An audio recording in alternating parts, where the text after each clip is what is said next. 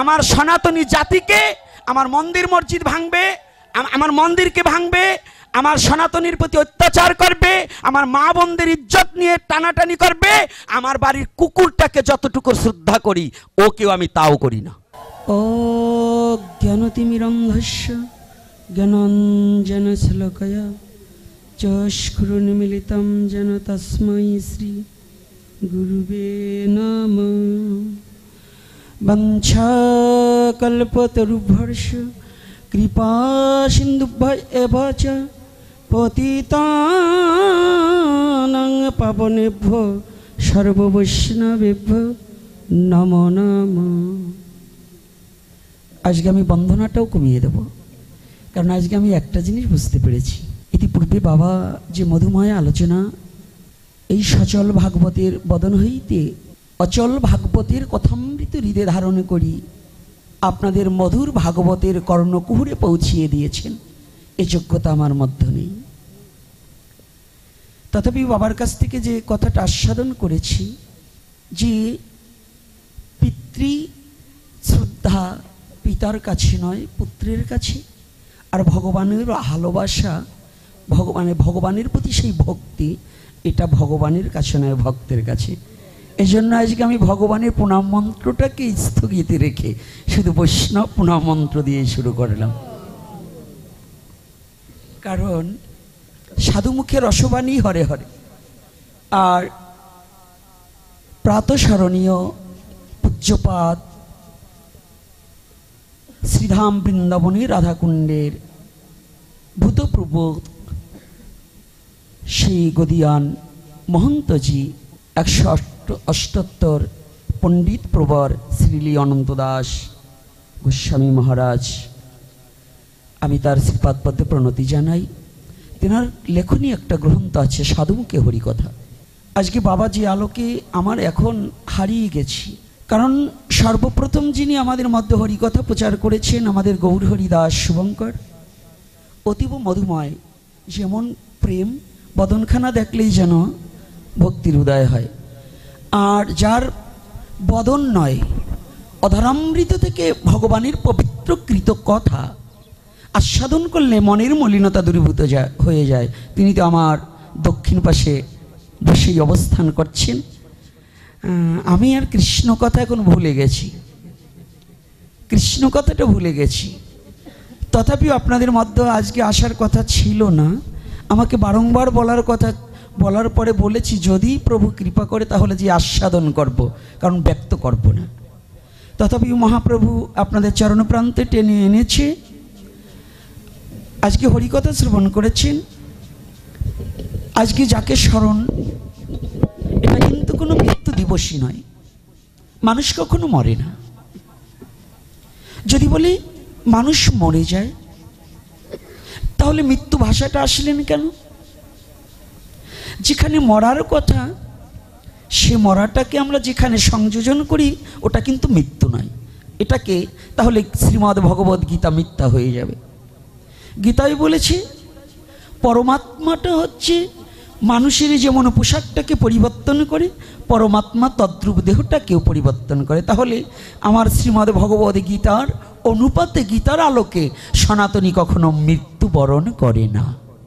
সনাতনী এমন একটা ধর্ম, আজকে আমি কিন্তু কথাটা একটু অন্য কায়দায় বলছি, একটু আস্বাদন করুন। যেহেতু দূর দূরান্ত থেকে অনেক ভক্ত এবং ভক্তিমতী মাও বাবার আসছেন, আমি সর্বপ্রথম মায়েদের চরণে হাত রেখে বলছি মস্তকগুলো রেখে বসুন। বাবা তো শাসন করে না, কিন্তু আমি ছাড়ব না। এটা আমার এখন একটা অভ্যাস। এই অভ্যাসটার এই দোষটা, এটা দোষী, এই দোষটা আমার কোনো দোষ নেই, এই দোষটা আপনাদের। এর কারণ আপনাদের সবার সন্তান হলে মুখে মধু দেয়, আর আমি জন্মিবার পরে হয়তো নিম পাতা দিচ্ছে, এই জন্য আমার একটু কড়া কথাই হয়।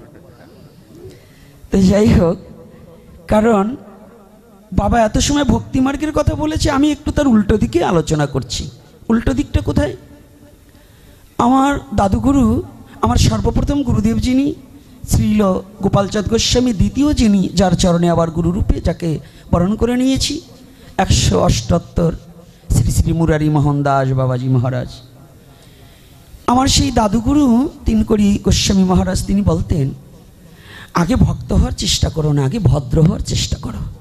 তুমি আগে ভক্ত হবে, তোমার পাত্রটা যদি পরিত্যাগী, পাত্রটা যদি পবিত্র না থাকে, আর পাত্রটা যদি তোমার পরিষ্কার না থাকে, যত মূল্যবান বস্তুই সেই পাত্রে রাখা হোক না কেন, সেই পাত্রের গুণে মূল্যবান বস্তু অনাদরীয় হয়ে যাবে, আদরের সহিত কেউ গ্রহণ করবে না। তাহলে যদি সেটা হয়, ওনার একটাই কথা ছিল যে আগে ভক্ত হতে চেষ্টা করো না, আগে ভদ্র হতে চেষ্টা করো। আর তুমি যদি ভদ্র হতে পারো না, যেমন মহন্তের স্বভাব হয় তরাতে পামর, নিজ কার্য নাই তবু যায় পরঘর। আজকে বাবার এত চমৎকার চমৎকার কিছু ভজনীয় দিক থেকে আলোচ্য বিষয় আমার এ জীবনে সম্ভব নয়। বাবা যেখানে আমাকে আলোচনার মধ্যে দাঁড় করিয়েছে, ওখানে যাওয়ার মতো কোটি জন্মেও আমার যোগ্যতা হবে না, তথাপিও বাবার সেই আলোকে কথাটা বলছি। তাহলে আমি যদি ভদ্র হতে পারি, তাহলে আমার কারো কাছে যেতে হবে না, কিন্তু এই কৃপাভাজন জন, যিনি কৃপা করবার জন্য, কৃপা নয় মহৎ করেন করুণা, মহতের করুণা, আর কৃপা করেন কারা? যদি আমি কিছু করতে পারি, আমি কিছু করলে তার বিনিময়ে আমাকে যেটা দেবে সেটা হচ্ছে কৃপা। কিছু করলে কিছু পাওয়া, এটার নাম কৃপা। আর করুণা মানে অযাচিতভাবে যদি কৃপা এসে যদি দান করে যায়, অযাচিতভাবে। তো ওই অযাচিতভাবে পেতে হলে সে পাত্রটার তো প্রয়োজন, তা না হলে আমাকে কেন তিনি অযাচিতভাবে দান করবেন? আমার মহাপ্রভু, আমার কি যোগ্যতা আছে? একটা জিনিস বাবা বারংবার বলেছেন যে সমর্পিত। যদি কোনো ভক্ত করে কৃষ্ণে আত্মসমর্পণ, কৃষ্ণ তাহে করে আত্মসম। সনাতন ধর্মের ভজনীয় ধারার এই একটাই পদ। এত কিছু তন্ত্রমন্ত্রে কখনো ভগবানকে পাওয়া যায় না। যাগ যজ্ঞ আদি হোম ব্রত করে ভগবানকে কোনো কালে কেউ কোনো দিন পায়নি। তাহলে ওটা কেন যাগযজ্ঞ আদি? আর নিষ্ঠায় নিষ্কৃঞ্চনভাবে অহৌতুকি প্রেম ভক্তি উপলব্ধি করতে হলে তন্ত্রে মন্ত্রে নয়, শুধু দুফোঁটা চোখের জল আর বদনে হা নিতাই গৌর বলে ডাকলে যে আনন্দ উপলব্ধি করা যায়, তা কাউকে দেখানো যায় না। সেটা শুধু হৃদয়ে অনুভব এবং অনুভূতির বিষয়, তা কাউকে দেখানো যায় না, কাউকে বোঝানো যায় না। ভজনের কথাটা কাউকে দেখানো যায় না, কাউকে বোঝানো যায় না। তাহলে কে বুঝতে পারে? আমি একটু অন্য আঙ্গিকে একটা কথা বলছি, ক্ষমা সুন্দর দৃষ্টিতে দেখবে। যদি বিশ্ব জগতে কোনো একটা মা, একটা যুবতী নারী, তার বিবাহ হয়নি, তাকে যদি কোনো আমার মতো বাচাল প্রশ্ন করে, মাগো একটা সন্তান প্রসবের কেমন যন্ত্রণা, যে মেয়েটার বিবাহই হয়নি, বিয়ের ফিরিতেই বসেনি, তাকে যদি আমার মতো বাচাল প্রশ্ন করে, মা বলো একটা সন্তান প্রসবের কেমন যন্ত্রণা, সে কোনো দিনই যেমন বলতে পারে না। এ জগতে যতদিন পর্যন্ত আত্মসমর্পিত চিত্ত না হবে, ততদিন পর্যন্ত মরম দিয়ে অনুভূতির জগতে কখনো ভগবদ ভক্তি উপলব্ধি করা সম্ভব নয়। অর্থাৎ যিনি ভজন করে তিনি একমাত্র এই কৃষ্ণ প্রেমটাকে আস্বাদনের বিষয়টা বুঝতে পারে। যিনি ভজন করেনি, তাহলে ভজন কেমন? শুধু নিরামিষ খেলাম, তিলক পড়লাম, মালা নিয়েছি, আর এই শুধু গ্রন্থ পড়ে পড়ে বিশ্ব জগতে বলছি, এটা নয়। ভজন, ভজন বহু প্রকার। এই যে আপনারা ছুটে এসেছেন আজকে আমার বিল্বমঙ্গল বাবার বদন হইতে হরিকথা আস্বাদনের জন্য, আজকে কিন্তু আমার আসার কথা নয়। অনেকে হয়তো এখন কষ্ট পাচ্ছেন যে আসবার বলছি জামাই আইসে পুত্র চাইল কেন ছাই কোটপানে, কারণ আজকে হরিকথা বলার কথা ছিল আমার বাবার, কিন্তু সেখানে হরিকথা বাবা কৌশলেই হতভাগা দাসের প্রতি তুলে দিয়েছে। তাহলে অনেকের অন্তরে হয়তো ব্যথা থাকতে পারে, ক্ষমা সুন্দর দৃষ্টিতে দেখবেন, কারণ বাবার মতো এত মধুময় করে হরিকথা আমি বলার মতো যোগ্যতা এবং ধৃষ্টতা আমার কোনোটাই নেই। তবুও বলছি, এই আপনারা যেই হরিকথা শ্রবণ করবার এই অনুগত প্রাণটাকে তৈরি করেছেন, এটাও একটা ভজন। জন্মে না জন্মিল রতি শ্রী গুরু বৈষ্ণবের প্রতি, জন্ম জন্মান্তর বহুত জন্মের পুঞ্জিত ফলম হেন জন্ম লভয়তে। বহু বহু জন্ম অতিক্রম না হলে কোনোদিন কোনো সাধুগুরু বৈষ্ণবের বদন হইতে হরিকথার পিপাসা জাগ্রত হয় না। এক জন্মের স্বীকৃতিতে কখনো ভক্তের বদন হইতে হরিকথা শ্রবণের পিপাসা জাগ্রত হয় না। তাহলে বহুত জন্মের পুঞ্জিত ফলম হেন জন্ম লভয়তে। বহু বহু জন্ম অতিক্রম করে এই জন্মটায় হয়তো ভগবত ভক্তের বদন হইতে ভগবানের কথা শ্রবণ করার মতো পিপাসা এবং লালসা জাগ্রত হয়েছে। লোভ আমাদের কয়টা রিপু বাবা? আরে বলুন না কেন, আপনারা তো আমাদের চেয়ে ভালো জানেন। 6টা রিপু কি কি? প্রথম বলছি কাম, ক্রোধ, লোভ, মোহ, মাদ, মাৎসর্য।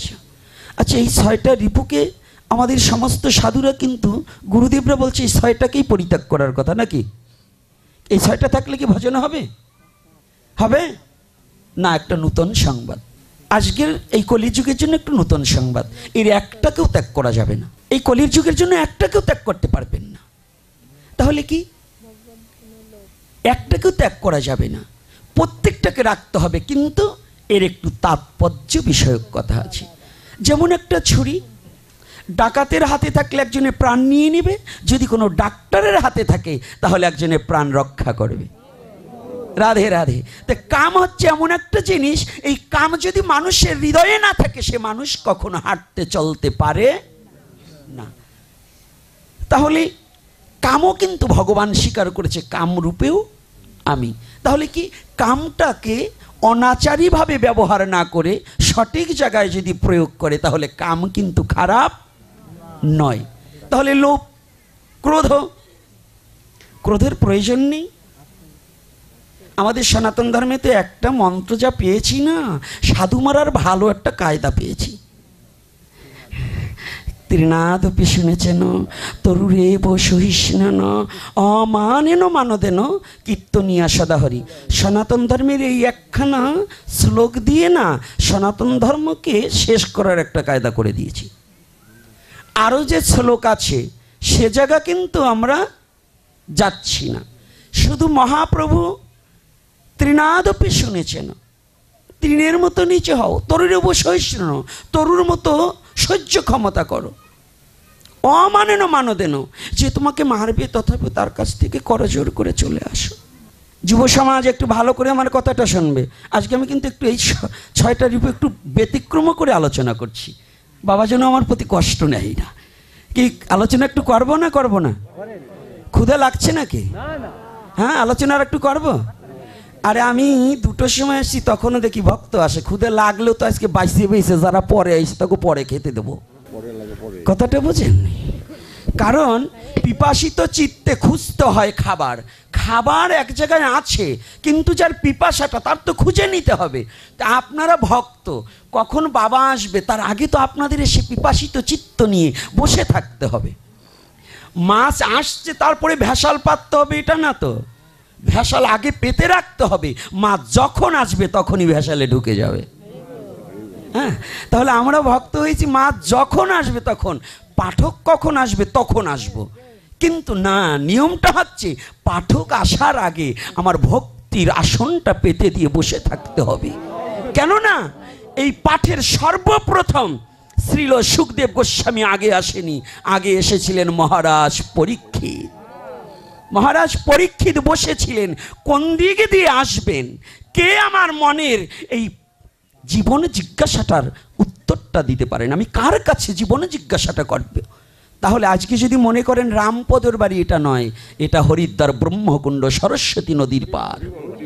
এখানে আপনার আসতে হলে একটা আশা নিয়ে আসতে হবে, পাঠক কখন আসবে এটা বিবেচনা নয়, বিবেচনাটা থাকতে হবে আমি গিয়ে আসন পেতে বসে থাকবো, যেন আমার এই আসনে আমার সুখদেব গোস্বামী নিজেই যেন এসে হরিকথা আমার কর্ণকুহুরে প্রবেশ করিয়ে দেন। কিন্তু আমাদের মধ্যে এটা একটু খুব কম। তাহলে আজকে যেখানে যাচ্ছি একটু ভালো করে কথাটা একটু আস্বাদন করি।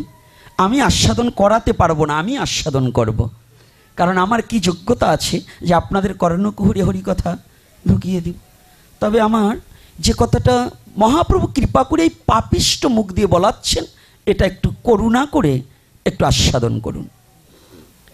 এই আস্বাদনটা হচ্ছে, কে বলছে রিপু 6 জন, ইরাই কৃষ্ণ ভজনের মূল মহাজন। কে বলছে রিপু 6 জন? যদি আমার রিপুই না থাকতো তাহলে আমি কোনোদিন কৃষ্ণ ভজন করতেম না। রিপু আছে বিধায়ী তো ওরা আমার বন্ধু বটে, কিন্তু ভুলে গিয়েছে সনাতনী জীব। লালাবাবু জগৎ শেঠের কথাটা, লালাবাবু তো বৃন্দাবনে যেতেই পারত, কিন্তু গুরুদেব কি করেছিল? কাকে নিয়ে যেতে বলেছিল? ভিক্ষার জন্য পাঠিয়েছেন জগৎ শেঠের বাড়ি। বলেছে তুমি একা নয়। যেদিন রামানন্দ স্বামীজি বলেছিলেন, জগৎ শেঠ এবং লালাবাবু যখন দণ্ডায়মান হয়েছিলেন সেদিন বলেছিল, কিরে লালা একে? বলছে যার সাথে সারা জীবন আমার মনোদ্বন্দ্ব ছিল, আজ সে আমার বন্ধু হয়ে গিয়েছে। বলছে তোমার এই বন্ধুটাকে তৈরি করার জন্যই আমি তোমাকে ওর বাড়ি পাঠিয়েছিলাম। আজ তুমি একা নয়, তোমরা 2 বন্ধুই শ্রী ভজনের জন্য শ্রীধাম বৃন্দাবনে গমন করো। তো তদ্রূপ আমার রিপুকে যদি আমি সারা জীবন রিপুই ভাবি, তাহলে আমার দ্বারা ভজন হবে না। রিপুটাকে যেদিন আমি বন্ধু তৈরি করতে পারবো, তাহলে এই রিপুর দ্বারাও আমার গোবিন্দ সেবা হবে। তখন আমি একা নয়, 7 জন মিলেই গোবিন্দ সেবা করতে পারবো। তাহলে আমরা রিপুর দোষ না দিয়ে রিপুগুলোকে বন্ধু করার প্রক্রিয়াটাকে আমাদের জানা একান্ত প্রয়োজন। তাহলে কি ক্রোধটা কোথায়? মহাপ্রভুর ক্রোধ ছিল না? ছিল কি না? চাঁদকাজিকে যেদিন উদ্ধার করেছিল, খোল ভেঙে দিয়েছিল, সেদিন মহাপ্রভু মশাল মিছিল করেছিল কি না? আজকেই জীবন্ত ভাগবতের কাছ থেকে শ্রবণ করুন, শুধু সায় দেবে, করেছিল কি না? তা আপনারা তো সনাতনী, আপনাদের এমন কোনো ক্রোধ আছে তো যে নিজের স্বধর্মটাকে রক্ষা করতে হলে যদি ওরকম খোল ভাঙা অসুরের দল আসে, সেটার প্রতিহত করার জন্য দাঁড়াতে পারবেন তো? রাধে রাধে, পারবেন তো? তাই পিছনে হাত নেই নাকি? তো ভগবান হাত দেয়নি না হাতে শক্তি নেই? তো ভগবান যদি হাত দিয়ে থাকে, শক্তিও দিয়েছে, তাহলে হাতটা তোলে না কেন? হ্যাঁ, তাহলে কথাটা কোথায় বলছি? তাহলে মহাপ্রভুর ক্রোধ ছিল কোথায়? সনাতনীর অর্জুনকে শিক্ষা দিয়েছিলেন ভগবান, যুদ্ধ করো। কেমন ভগবান? মানুষে বলে ভগবান হিংসা করবে কেন? আর এখানে অর্জুন বলছে ভগবান আমি যুদ্ধ করবো না, ধনুর্বাণ ফেলে দিলেন। আর অর্জুনকে পরামর্শ দিচ্ছে ভগবান তুমি যুদ্ধ করো, বলেছে কি না? এখন কি ভগবান কি হিংসুটে ভগবান? হিংসুটে ভগবান কেন? তাহলে ভগবান যুদ্ধ করতে বললেন কেন? এর একটা কারণ আছে। ক্যান্সার বহুবিধ। যদি মনে করেন আপনার হাতের তালুতে ক্যান্সার হয়েছে, কিংবা একটা মায়ের স্তনে ক্যান্সার হয়েছে, এখন এই ক্যান্সারের জীবাণুটা যদি সারা গায়ে ছড়িয়ে পড়ে, লোকটা মারা যাবে। ডাক্তারের কাছে যাওয়ার পরে ডাক্তার পরামর্শ দিলেন যদি ওই স্তনটা কেটে ফেলা হয় কিংবা এই হাতের কবজিটা কেটে ফেলা হয়, তাহলে এই ব্যক্তিটা বেঁচে যাবে। এখন কোনটা করণীয়? এই কথা বলতে হবে, কোনটা করণীয়? আমার বেঁচে থাকা প্রয়োজন না মরে যাওয়া প্রয়োজন? যদি আমার বেঁচে থাকার জন্য একটা হাত নাও থাকে, তাহলে আমার হাতটা পরিত্যাগ হয়ে যাক, তবু তুমি বেঁচে থাকতে পারছি। একটা স্তন না থাকলে আমার সৌন্দর্য নষ্ট হবে না, তবে আমি বেঁচে থাকতে পারবো, আমার গোবিন্দের নাম করতে পারবো। অর্জুনকে সেই শিক্ষা দিলেন, তোমার ওই ক্যান্সার রূপ অধর্মকে বিনাশ করে দিয়ে তুমি ধর্ম প্রতিষ্ঠার জন্য যুদ্ধ করো, তাতে তোমার কোনো পাপ হবে না। তাহলে ক্রোধ আছে, ক্রোধ করা কোনো দোষ নেই, কিন্তু ক্রোধটা হতে হবে অধর্মের প্রতি, অন্যায়ের প্রতি। রাধে রাধে, কথাগুলো কি বোঝা যাচ্ছে না কষ্ট হচ্ছে? মায়েরা কি ক্ষুধা লেগেছে নাকি? হ্যাঁ, ক্ষুধা লাগেনি? আচ্ছা আচ্ছা, রাধে রাধে। মাঝে মাঝে একটু শুনে নিতে হয়, নাহলে আমাদের আবার ওই গাড়ি চলছে তো ট্রেন, ওই সব জায়গাতেই তো ব্রেক করা যাবে না। এই জন্য মাঝে মাঝে একটু শুনে নিলাম যে আপনাদের ক্ষুধা লাগলে বন্ধ করে দেবো। তো এইবার দেখুন, তা লোভ যদি না থাকে, আপনারা আসছেন কেন? এখানে প্রত্যেকটা ব্যক্তি লোভী। কি লোভী কি না বলুন? একজন ব্যক্তি বলুন যে আজকে লোভ নেই। একজন ব্যক্তি হাত তুলে বলুন যে লোভ নেই। অর্থাৎ এই লোভের একটু গতাগতি আছে। আপনারা অনেক রাস্তা দিয়ে হেঁটে এসেছেন, এখন এই শীতের সিজনে অনেক সবজি হয়েছে, পরের বাগানের দিক লোভ করেননি, পরের আলু পটল বেগুনের দিক লোভ করেননি। লোভটা ছিল কোথায়? আজকে রামপদর বাড়ি গিয়ে আমার বিল্লমঙ্গল বাবা আসবে, শুভঙ্কর আসবে, তাদের বদন হইতে হরিকথা আস্বাদন করবে। এই যে লালসা, এই যে পিপাসাটা নিয়ে ছুটে এসেছেন, এই লোভটা নিয়ে যে ছুটে এসেছেন, এই লোভ যেন জন্ম জন্মান্তরে প্রতিটা ভক্তের হৃদয়ে সহস্র গুণ বৃদ্ধি পাক, বৃদ্ধি পাক। এই লোভ যেন কোনোদিন না কমে যায়, এই লোভ যেন প্রতিটা ভক্তের হৃদয়ে জাগ্রত হোক, প্রতিটা জীবের হৃদয়ে জাগ্রত হোক। কোন লালসা? যে লোভ লালসাটা যেন সাধু গুরু চরণ সেবার, গুরু চরণ সেবার, বৈষ্ণবের চরণ সেবার, ভগবানের সেবা পুজোর এই লালসা, এই লোভটা যেন প্রতিটা জীবের হৃদয়ে বেড়ে চলুক, যেন পরদ্রব্য সঞ্চয়িত আত্মসুখের জন্য, সঞ্চয় করার জন্য যেন লোভ এবং লালসা না জাগে। নাকি? রাধে রাধে। তাহলে আজকে ওখানে, তাহলে আমরা কোথায় ধরা পড়ে গিয়েছি? 10টা বাল্ব যদি ঘরের দিকে থাকে, এই 10টা বাল্ব যদি ঘরের দিকে থাকে, যত অন্ধকার হোক ঘরের মাঝে পরিষ্কার থাকবে, থাকবে কি না? আর যদি ঘরের বাল্ব না লাগিয়ে ওই বাল্বের মুখগুলো যদি, ফোকাসগুলো যদি বাহির দিকে থাকে, যদি ঘরের মধ্যে না থাকে, তাহলে ঘর কি অন্ধকার থাকবে না আলো থাকবে? হ্যাঁ, অন্ধকার থাকবে। তো আমাদের 10 ইন্দ্রিয় ষড়রিপু, এটা আমরা অন্তর্মুখী না করে বহির্মুখী করলেই আমাদের জীবনে বিপদ। আর যদি অন্তর্মুখী করি তাহলে কি দিব্য এই হৃদয়ে ঘরখানা পরিষ্কার হয়ে যাবে, তখন আমার হিংসা নিন্দা অহংকার সমস্ত পালিয়ে যাবে। বলো না গো রাধে রাধে। সব যখন পালিয়ে যাবে তখন ভগবানকে খুঁজতে হবে না। ভগবানকে খোঁজার মতো যোগ্যতা পৃথিবীর কোনো জীবের হয়নি। ভগবানকে খোঁজার মতো যোগ্যতা, এত বড় ধৃষ্টতা, এত বড় সাহস, এত বড় ভজনশীলা ব্যক্তি পৃথিবীতে কোনো জন্ম হয়নি। ভগবানকে খুঁজবে, কারণ আমি ভগবানের কি সেবা পুজো জানি, আমার বলতে কি আছে যে আমি ভগবানকে দেব? আপনি বলুন তো, যে পুষ্পটা আজ ভগবানের চরণে দিয়েছেন, এই পুষ্পটা কার? বৃক্ষ যদি বলে আমার পুষ্প দিয়ে তুমি ভগবানকে পেতে চাও, তুমি তো লোভী, তুমি আমার প্রতি জোর করে চয়ন করে নিয়ে তুমি ভগবানকে দিয়েছো, ওটা তো আমার বস্তু। তুলসী যদি পত্রটা আপনি চয়ন করে এনেছেন, তুলসী যদি বলে ওটা তো আমার, তুমি কি দিয়েছো? তুমি ভগবানকে পেতে চাও? তোমার কি আছে? তুমি কি দিয়েছো? যে জল গুণ্ডুস দিয়েছ, গঙ্গা দেবী যদি বলে তুমি কাকে দিয়েছো? ওটা তো আমার। ভগবান বললেন যদি তোমার কোনো বস্তু থাকে সেই বস্তুটা দাও। শুদ্ধ ভক্ত বললেন তাহা নয় প্রভু, তুমি যে কথাটা বলেছ সেটাও নয়। কেননা আমি যে বদনে হা কৃষ্ণ বলবো, এই বদনখানাও তো তোমার দেওয়া। আমার একটা বস্তু আছে, সে বস্তুটার কথা একটু পরে বলছি। তুমি যে নয়ন ভরে, আমরা সমস্ত জীব জানি ভগবান মন তুলসী আর নয়নের জলে সন্তুষ্ট থাকে। এই নয়ন দুটোও তো আমার গোবিন্দের দেওয়া। এই নয়ন দুটো কার? নয়ন দুটো আমার গোবিন্দের। তো হা কৃষ্ণ বলে যে কাঁদবো, এই নয়ন দুটো গোবিন্দের। জল তো নয়নের জলও আমার গোবিন্দের, আমার বলতে কি আছে? শুদ্ধ নিষ্কিঞ্চন ভক্ত বললেন প্রভু আমি যে নয়নে কাঁদবো, আমি যে তোমার বদন দেখার আকাঙ্ক্ষা করব, তোমার চরণ দর্শনের আকাঙ্ক্ষা করব, এই যোগ্যতাও আমার নেই। সবই তো তোমার। তবে একটা কথা বলি প্রভু, যদি তুমি কৃপা করে গ্রহণ করো, আমার একটা বস্তু আছে, সে বস্তুটা কি জানো? এই নয়নের জল তোমার, মনও তোমার, বদনও তোমার, কর্ণও তোমার, সবই তোমার, শুধু আমার একটু আছে অহংকার। আমার একটা জিনিস, আমার শুধু অহংকার।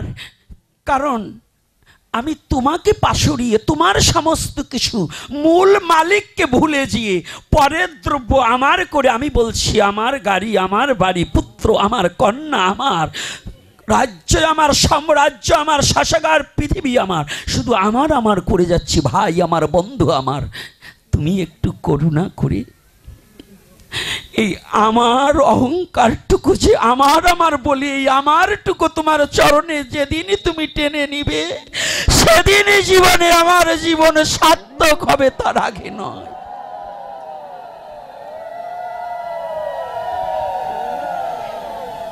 সেদিন আমার জীবনে সার্থক হবে যেদিন আমার আমার জবে যাবে, তবে দেহ শুদ্ধ হবে।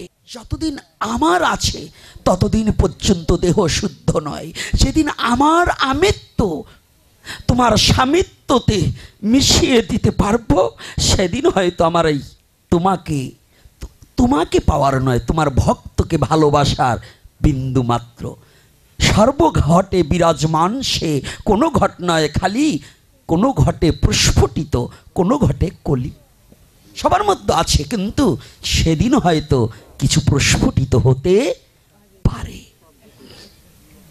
আজকে আমরা যে কথাটা বলছি, সনাতনী জাতি, আজকে যারা মায়েরা বাবারা এসেছেন, পৃথিবীতে যত ধর্মই আসুক, আমি অন্য কোনো ধর্মের কথা বলি না, আমি আমার স্বধর্মের কথা বলি। স্বধর্ম নিধানাং শ্রেয়, পরধর্ম ভয়াবহ। আমার স্বধর্মে এমন কিছু কমতি নেই। সনাতনে এমন পৃথিবীর মধ্যে এমন কোনো বস্তু কম দিয়ে ভগবান সনাতনে পাঠায়নি আমাকে, যে বস্তুর জন্য অন্য কোনো জায়গায় ধার আনতে যেতে হবে। আমি সেই ধর্মটায় জন্মগ্রহণ করেছি, যে ধর্ম সারা জীবন ধার দিয়েছে, কারো কাছে হাত পেতে, ভিক্ষার হাত বাড়িয়ে কোনোদিন হাত পেতে ধার আনেনি। আমি সেই ধর্মে জন্মগ্রহণ করেছি, সেই ধর্মটার নামই সনাতন ধর্ম। সেই ধর্মের নাম কি মনে আছে তো? যে ধর্মে কারো কাছে হাত পাততে না। পৃথিবীর কোন ধর্মের গ্রন্থের রেফারেন্স টানতে হবে না, অন্য কোন ধর্মের রেফারেন্স সনাতন ধর্মের গ্রন্থে কোথাও খুঁজে পাবেন না। আর যদি কোনো গ্রন্থে দেওয়া থাকে, বুঝবেন এই গ্রন্থ এই আমাদের মানব রচিত কোনো পণ্ডিতের, ওই যে মূর্খ পণ্ডিতদের কিছু কারসাজি আছে। এটা কোনো ব্যাস কৃষ্ণদ্বৈপায়ন বেদব্যাসের রচিত কোনো গ্রন্থ নয়, এবং আমার স্বরগোস্বামীর কোনো গ্রন্থ নয়, এটা জেনে রাখবেন। কারণ এখন তো বর্তমান আমাদের ওই যে মত পথের আর অবশেষ নেই। ওই ইচ্ছা মতো, স্বেচ্ছা মতো, নানামুনি নানা মতো কয়, ইচ্ছা মতো যার যার মতো করে বিভিন্ন রকম প্রকাশ করা হয়। কিন্তু আমি এমন একটা ধর্মে জন্মগ্রহণ করেছি, এই সনাতন, যে সনাতনে কারো কাছে ধার ভিক্ষার হাত বাড়াতে হয় না। হে যুব সমাজ, আমার মনুষ্যকুলে জন্মগ্রহণ করলে বহু জায়গায় যাওয়া যায়, কিন্তু বহু জন্মের সুকৃতি ভিন্ন সনাতন ধর্মে জন্মগ্রহণ করা যায় না। কথাটা কি কষ্ট হচ্ছে নাকি? হ্যাঁ, কষ্ট হচ্ছে। বহু জন্মের সুকৃতি না থাকলে সনাতন ধর্মে জন্মগ্রহণ করা যায় না। তাহলে এই সনাতনে জন্মগ্রহণ করে ওই যে শ্লোকখানা শিখেছেন, এই শ্লোকখানা সব জায়গায় প্রয়োগ করা যাবে না। কারণ আমাদের কবি দুজন, একজন জাতীয় কবি, একজন বিশ্বকবি, আরও অন্য কবি আছে। হ্যাঁ, কিন্তু জাতীয় কবি হচ্ছে কাজী নজরুল ইসলাম, আর বিশ্বকবি হচ্ছে রবীন্দ্রনাথ ঠাকুর। দুজনের দুটো উক্তি আছে, মানতে হলে দুটোই মানবেন। কোনটা? একটা বলছি, বিশ্বকবি রবীন্দ্রনাথ ঠাকুর বলছে, আমার মাথা নত করে দাও হে তোমার চরণ ধুলার তলে, সকল অহংকার হে আমার ডুবাও চোখের জলে। বেশ ভালো কথা। আবার এইবার যে নজরুল বললেন, বলো বীর উন্নত মম শির। এখন কোনটা মানবেন? মানবেন কোনটা? একজন বললেন আমার মাথা নত করে দাও, আর একজন বললেন বলো বীর উন্নত মম শির।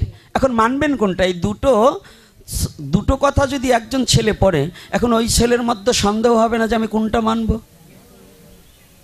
কি সন্দেহ হবে কি না? তাহলে সন্দেহের কোনো কারণ নেই। অর্থাৎ ক্ষেত্র বিভাগ যোগ, সনাতন ধর্মে বলছে ক্ষেত্র বুঝে ওই কথা প্রয়োগ করতে হবে। যদি ক্ষেত্র না বুঝে কথা প্রয়োগ করো তাহলে সারা জীবন মার খেতে হবে, কোনোদিন তুমি মাথা উঁচু করে দাঁড়াতে পারবে না। বলছে কেন? বিশ্বকবি রবীন্দ্রনাথ ঠাকুর বলেছিলেন, উনি ভক্তির প্রতীয়মান মূর্তি হিসাবে উনি জগজ্জীবকে বললেন, যদি কোনো সাধুগুরু বৈষ্ণবকে দেখো, তুমি তোমার মাথাখানা অবনত মস্তকে তার চরণে প্রণাম করে বলো যে আমার মাথা নত করে দাও হে তোমার চরণ ধুলার তলে, সকল অহংকার হে আমার ডুবাও চোখের জলে। এটা একমাত্র গুণীজনের কাছে, সাধুজনের কাছে, বৈষ্ণবের কাছে, শ্রদ্ধাবানের কাছে তার চরণে মাথা নত করতে হবে। কিন্তু যখন আপনার অধার্মিক অসুর যখন আপনার ধর্মের প্রতি আঘাত করবে, তখন যদি আপনি মাথা নত করেন, তখন কিন্তু মাথা নিয়ে আর ঘরে ফিরতে পারবেন না, হরিবোল করে দেবে। দেবে কি না? হরিবোল করে দেবে না? তাহলে ওখানে কি কর শিখাচ্ছে? ওখানে বলছে বলো বীর উন্নত মম শির। তখন তুমি বীরের বেশে আমি যোদ্ধা হয়ে অধর্মকে বিনাশ করার নিমিত্তে স্বধর্মকে প্রতিপালন করে নিজের ধর্মকে ভালোবেসে স্বধর্মকে রক্ষা করার জন্য বীর সেজে সেখানে যুদ্ধ করতে হবে, সেখানে কখনো মাথা নত করা যাবে না। কি কষ্ট পাচ্ছে নাকি? হ্যাঁ, কেন? সাধু দেখলেই বলবেন সাধুদের রাগ নাই। কি একটা কায়দা পাইছে, উনি অকাম করবে আর সাধুরে পিটাতেই পারবে না। ওই আমার মতো এই শয়তানের কাছে বলবেন, এটা বাবার কাছে বলবেন, আমার কাছে না। আমার কথা যখন যেমন তখন তেমন, এটাই স্বধর্ম প্রতিপালনের নিয়ম। না হলে ভগবান কৃষ্ণ কখনোই অর্জুনকে যুদ্ধ করার স্বীকৃতি দিত না। তাহলে কি দিয়েছে? সনাতন ধর্মে অভয় বাণীও আছে, খড়গ হাতে নিয়ে দাঁড়ানো আছে, আছে কি না? মা কালীর হাত কি সবগুলোই খড়গ হাতে? হ্যাঁ, কোনোটায় কি বরমুদ্রায় আছে না, আশীর্বাদ দান করছে না, আবার কোনোটার মুন্ডুমালা মুন্ডু হাতে নিয়ে খড়গ নিয়ে দাঁড়িয়ে আছে কিনা? আছে কিনা? তাহলে কি এটার উদ্দেশ্য কি? বলছে শোনো, আমি বরদান তাকে করি, কাকে? যদি যে জাতির শক্তি নাই সে জাতির ভক্তি নাই। কিসের এত ভক্তি? হ্যাঁ, যে গরু খেতে পারে না, খৈল ভুসি খেতে হজম করতে পারে না, যার হাড় বেরিয়ে গেছে, ও নাঙল জমাল চাল টানতে পারবে? তাই সনাতনী জাতি শক্তি না থাকলে ভক্তি থাকবে না, আগে শক্তিমান হও। শক্তি যদি থাকে ভক্তি আসবে, আর যদি ভক্তি থাকে তাহলে তোমার মুক্তি আসবে। যদি শক্তি আর ভক্তি, যদি শক্তিবিহীন ভক্তিকে চাও, জীবনে কোনোদিন মুক্তি পাবে না, জীবনে কোনোদিন মুক্তি পাবে না। তাহলে শক্তি আর ভক্তি দুটোকেই যদি তুমি আয়ত্ত করতে পারো, শক্তি যেখানে প্রয়োগ করার দরকার শক্তিকে প্রয়োগ করবে, আর ভক্তিকে যেখানে প্রয়োগ করার দরকার তখন ভক্তি প্রয়োগ করবে। যদি এ দুটোকে পারো তবে তুমি সনাতনী, না হলে তুমি কাপুরুষ। আর কাপুরুষের সনাতন ধর্মে কোনো স্থান নাই। ওই আর মগা গরু নিয়ে কখনো কি হাল চাষ করছেন নাকি ওই কর্তারা? হ্যাঁ, ওই শক্তিবিহীন গরু নিয়ে হাল চাষ করা যায় নাকি? তাহলে শক্তি কত প্রকার? খালি গায়ে শক্তি থাকলে হবে না, মনোশক্তিরও প্রয়োজন আছে, আছে কি না? তাহলে দুটো শক্তি প্রয়োগ। আমি কিন্তু একটু আগেই বলছি, বাবা বলবে ভক্তির কথা, আমি কিন্তু একটু ঘুরিয়ে দিলাম, একটু ঘুরিয়ে দিয়েছি। তাহলে আজকে আপনাদেরকে যে কথাটা আমি বারংবার বলছি, এখনো বলছি, প্রত্যেকটা জায়গায় আমি কোনো দল মত নির্বিশেষে, অনেকে জানে, অনেকে কথা বলছে যে আমি রাজনৈতিক কথা বলি অমুক তমুক। আমি কোনো রাজনীতি কথা বলি না, কারণ আমার বাপও দাঁড়ায়নি, ও শেখ হাসিনাও আমার মা না, খালেদা জিও আমার মাসি না, আর ওই জামাতি ইসলামের আমার বাবা না, আবার সবাই আমার আপনজন। যদি আমার সনাতনের পক্ষে, আমার সনাতনের এই লাঞ্ছিত গঞ্জিত এবং নিপীড়িত জাতিকে যদি আশ্রয় দান করে, এদের যদি এই সম্পত্তি থেকে বিতাড়িত না করে, যদি সনাতনী জাতি নিশ্চিন্তায় যে ঘুমাবার দেবে, আমি তার সাথে সম্বন্ধ স্থাপন করে তাকে বাবার শ্রদ্ধায় ভালোবাসবো। আর যে আমার সনাতনী জাতিকে, আমার মন্দির মসজিদ ভাঙবে, আমার মন্দিরকে ভাঙবে, আমার সনাতনীর প্রতি অত্যাচার করবে, আমার মা বোনদের ইজ্জত নিয়ে টানাটানি করবে, আমার বাড়ির কুকুরটাকে যতটুকু শ্রদ্ধা করি ওকেও আমি তাও করি না। কুকুরের চেয়ে ঘৃণার চোখে দেখি আমি তাকে, যে আমার স্বজাতিকে ঘৃণার চোখে দেখবে। এজন্য আমার কথা হচ্ছে, আমি কোনো দল মত কথা বলছি না। আপনারা সনাতনী যারা আছেন, আপনাদের একটা কথা জেনে রাখতে হবে, কেউ কোনো গ্রামে, এখন হচ্ছে 1 মিনিট আমি দুটো কথা বলেই আমি বিশ্রাম দেব, যে কোনো গ্রামে যদি কোনো সনাতনীদের মধ্যে কোনো দ্বিধা দ্বন্দ্ব থাকে, বর্ণবিভেদ থাকে, কোনো বর্ণাবর্ণী থাকে, এগুলোকে ভুলে গিয়ে সবাই এক হতে হবে। সবাই একতা হয়ে সমস্ত মনের হিংসাকে দূরীভূত করে দিয়ে ভজনের একটাই হচ্ছে অহিংসা পরম ধর্ম। তাই নিজের জাতির প্রতি যদি তোমার হিংসা থাকে তাহলে তুমি ধার্মিক কোনোদিন হতে পারবে না। এজন্য আমি আশা রাখি, চরণে হাত রেখে বলবো, সময় আর বেশি নেই, আজকে আমাদের সময় চলে গেছে। তারপরে বাবা যতটুকু দিচ্ছে একটু বাড়তি বলছি, আমি অনেক বাচাল মানুষ তো তাই বেশি কথা বলছি। তবু আমি জানিয়ে দিতে চাই, আপনার প্রতিটা গ্রামের সমস্ত সনাতনী দল মত নির্বিশেষে যে যেভাবে ভজন করুক, ওটা আমি দেখব না। বহু মত বহু পথ, হিন্দু স্বার্থে একমত। কথাটা বোঝা গেছে? বহু মত বহু পথ, সনাতনের স্বার্থে একমত। আমরা সবাই সনাতনী। আপনারা সকলে আমার আলোচনায় যদি ব্যথা পেয়ে থাকেন, নিজের সন্তান রূপে ক্ষমা সুন্দর দৃষ্টিতে দেখবেন। আর সকলে যারা এসেছেন, প্রসাদের ব্যবস্থা আছে, প্রসাদ না পেয়ে কেউ যাবেন না।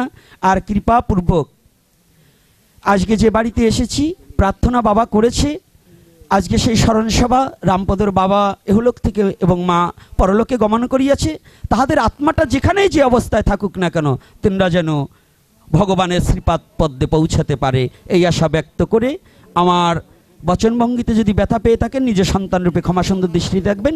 আজকের মতো আলোচনা এখানেই বিশ্রাম রাখছি। জয় জয় পরম দয়াল শ্রী গুরু নিতাই গৌর সীতানাথ পতি প্রেমানন্দে মান একবার হরি হরি বলো।